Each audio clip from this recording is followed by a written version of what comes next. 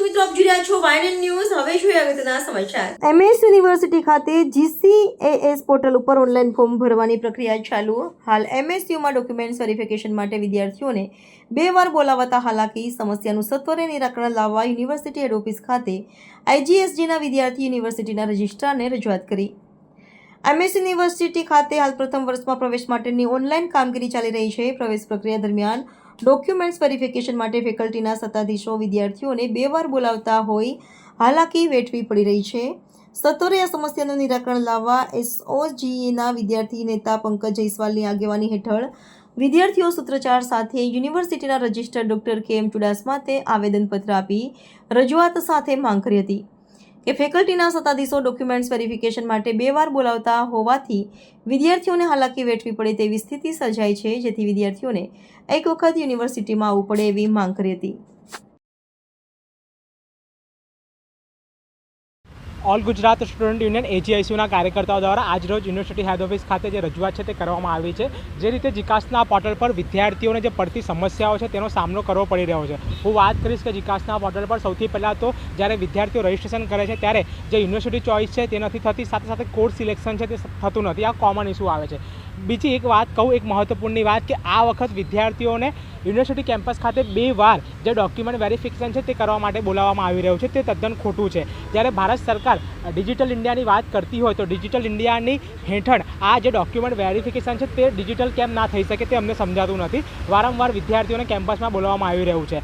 હજુ તો સ્કૂલે જે રિઝલ્ટ છે અને માર્કશીટ છે અને એલસી છે તે આપી નથી ગુજરાત બોર્ડના વિદ્યાર્થીઓને. સાથે સાથે વાત કરીશું કે એવા પણ વિદ્યાર્થીઓ કે જે લોકોનું રિઝલ્ટ આજે આવ્યું છે, સેન્ટ્રલ બોર્ડના વિદ્યાર્થીઓ, તે લોકો પાસે હાલમાં માર્કશીટ અને ટ્રાન્સફર સર્ટિફિકેટ અને માઇગ્રેશન સર્ટિફિકેટ ક્યાંથી આવશે? તો તેનું આ વિરોધ છે.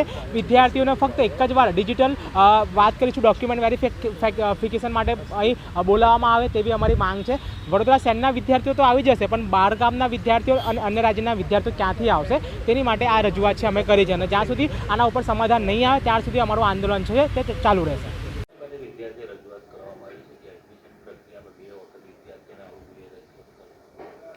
મહારાજા સયાજીરાવ યુનિવર્સિટી ઓફ બરોડાના એડમિશન્સ હવે શરૂ થઈ ગયા છે, અને જીકાસ portal through smooth admission process જે સ્થાપિત થઈ છે તેના અંતર્ગત આ વખતે પણ એડમિશન્સ ચાલી રહ્યા છે.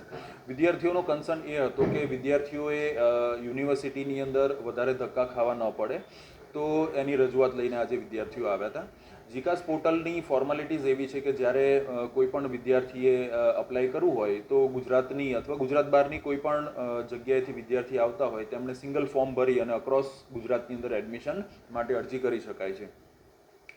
આમાં અમુક વિદ્યાર્થીઓ એવા હોય છે કે જે કોઈ કેટેગરીની અંદર ફોલ થતા હોય તો એ કેટેગરી માટે થઈને એમના કન્સર્ન ડોક્યુમેન્ટ્સ અપ્રોપ્રિએટ છે કે કેમ, એ એક પ્રશ્ન ઊભો થાય. બીજું કે ક્રિમિલિયર સર્ટિફિકેટ છે તો એ આ વર્ષની અંદર એની ડેટ કન્ટિન્યુ છે કે કેમ, આવા ઘણા બધા પ્રશ્નો અને ક્વેરીઝ વિદ્યાર્થીઓને હોય છે. તો વિદ્યાર્થી યુનિવર્સિટીમાં આવી શકે, એ એમની રીતે યુનિવર્સિટીમાં આવી અને ક્વેરી શૂટિંગ કરાવી શકે.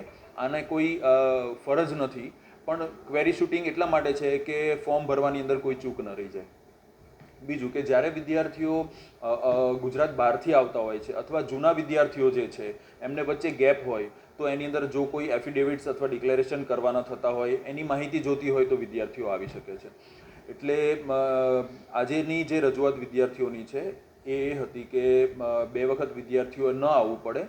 તો એનો રસ્તો હવે રિઝોલ્યુશન એ રીતે નીકળે છે કે જીકાસ પોર્ટલની અંદર બોર્ડમાંથી ડાયરેક્ટ વિદ્યાર્થીઓના માર્ક્સ હવે જીકાસ પોર્ટલની અંદર ફેચ થઈ જશે, જેથી કરીને પહેલાં વિદ્યાર્થીઓ એમની માર્કશીટ વેરીફાઈ કરાવવા અહીંયા આવવું પડતું હતું, એ પ્રશ્ન હવે રહેતો નથી.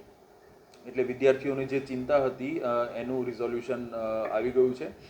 જે વિદ્યાર્થીઓ કરંટ યરની અંદર બોર્ડની અંદરથી એક્ઝામ્સ આપી છે એમના ફોર્મની સાથે એમનું નામ મેચ કરી અને બોર્ડની અંદરથી એમનું જીકાસ ઉપર ડાયરેક્ટ એમનો ડેટા ફેચ થશે. એટલે વિદ્યાર્થીઓની માર્કશીટ આવી હોય, ન આવી હોય, સોફ્ટ કોપી હોય કે હાર્ડ કોપી હોય, એ મુદ્દો હવે રહેતો નથી, કેમ કે ઓટોમેટેડ મોડની અંદર ડિજિટલી ટ્રાન્સફર થવાના છે.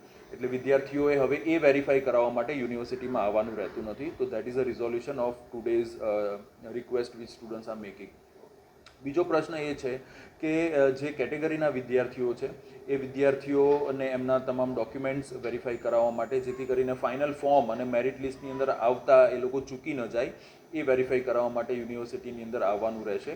અને વડોદરાની અંદરથી જે કોઈ પણ વિદ્યાર્થી અક્રોસ ગુજરાતની અંદર ફોર્મ ભર્યા હોય એને વેરીફાઈ કરવું હોય તો પણ MS યુનિવર્સિટીમાં આવી શકે. એટલે એવું નથી કે બરોડાના વિદ્યાર્થી જે MS યુનિવર્સિટીમાં એડમિશન લેવા છે એ જ MSમાં વેરીફાઈ કરાવવા માટે આવી શકે. અહીંના કોઈ વિદ્યાર્થીએ અમદાવાદમાં ફોર્મ ભર્યું છે, રાજકોટમાં, સુરતમાં, ભરૂચમાં ફોર્મ ભર્યું છે અને એમને છેક ત્યાં ન જવું પડે એ માટે પણ યુનિવર્સિટીની અંદર હેલ્પ સેન્ટર છે જ. એટલે વેરીફાઈ એમને સુરતનું એડમિશન અથવા સુરત માટે થઈને કોઈ કોલેજની અંદર એડમિશન લેવું છે તો ત્યાં નહીં જતા, એ ડોક્યુમેન્ટ ત્યાં વેરીફાઈ કરાવવા જવાની જરૂર ન પડે એ માટે MS યુનિવર્સિટીમાં પણ આવી શકે અને અહીંયા આગળથી પણ વેરીફાઈ થઈ શકે.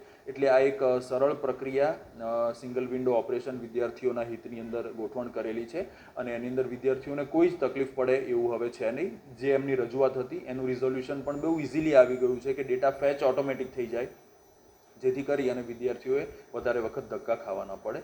વિદ્યાર્થી એક વખત આવવાનું રહે કે જ્યારે તેનું એડમિશન ફાઇનલ થઈ જાય, અને ફીસ ભરવા માટે પણ વિદ્યાર્થીઓએ યુનિવર્સિટીની અંદર આવવાનું રહેતું નથી.